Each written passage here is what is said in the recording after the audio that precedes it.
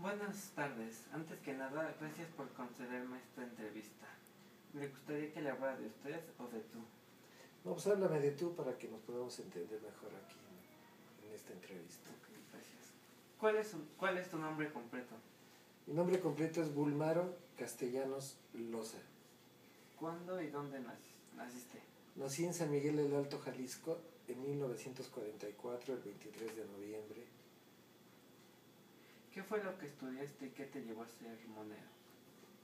Estudié todos los espacios estos naturales básicos que estudian todos, primaria, secundaria, preparatoria. Y estando en la preparatoria yo me enfilé rumbo a ser abogado.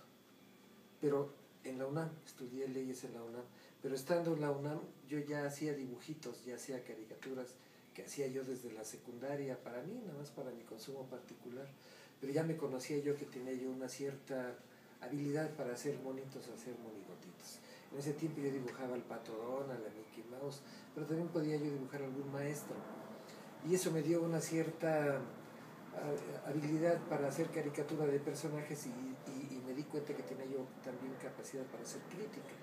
De modo que empecé a hacer cartones, caricaturas en un periódico, El Universal, que convocó a un concurso en 1966-67 y el resultado de esa participación fue que me gané el primer lugar y ese primer lugar consistía en hacerme caricaturista durante todo un año.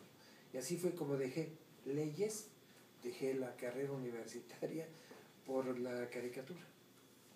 Tengo entendido que formaste parte de los que fundaron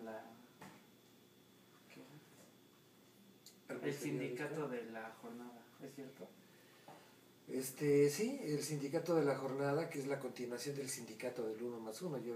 Veníamos desde el 1+1 haciendo periodismo independiente y cuando llegué a la jornada volví a ser el secretario general del sindicato de la jornada.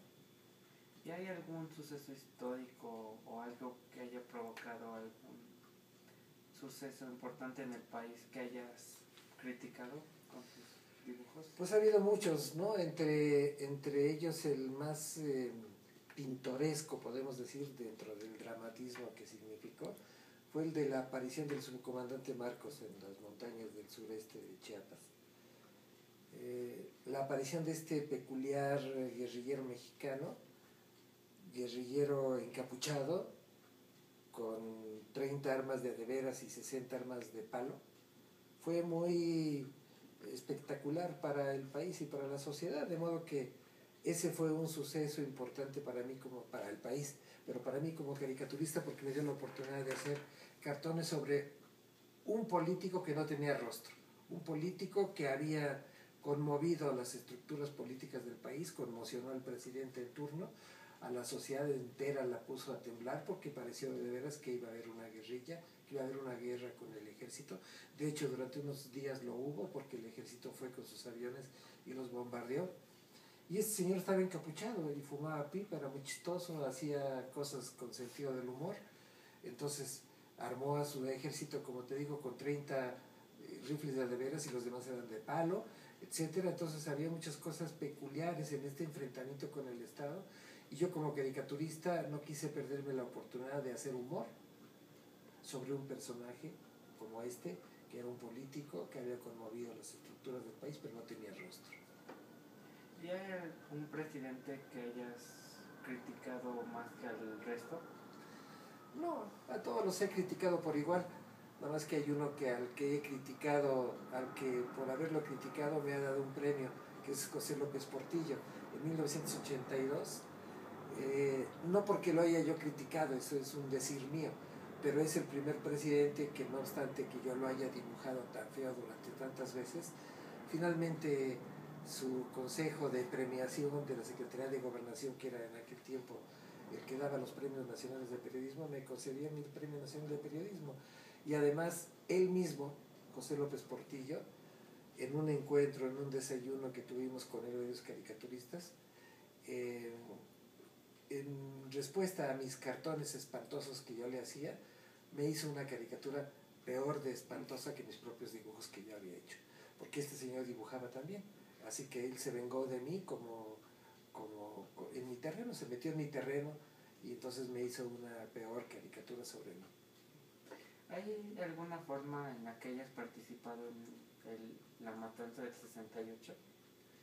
Pues como espectador, ya hacía yo caricaturas en el 68 en la revista Sucesos, pero la verdad es que no estaba yo muy comprometido, no tenía yo todavía, tenía yo 23 o 24 años, pero aún no tenía yo conciencia social, conciencia política.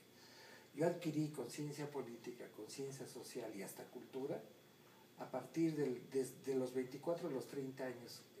Casi coincidió con que me salí de la universidad y me dediqué yo a leer libros, yo solito por mi propia cuenta, a leer toda clase de libros que yo necesitaba para poder ser una persona que tuviera conocimientos mínimos sobre la política y poder hacer cartones atinados. Yo en aquel tiempo hacía cualquier tipo de cartón y no tenían a veces mucho sentido político real, no tenía yo una ideología que yo identificara como mía y tampoco identificaba las otras, era yo verdaderamente un ignorante. Así que el 68 pasó frente de mí, yo estaba en la Facultad de Leyes y pasó frente de mí el movimiento del 68 sin que yo estuviera muy comprometido con la lucha.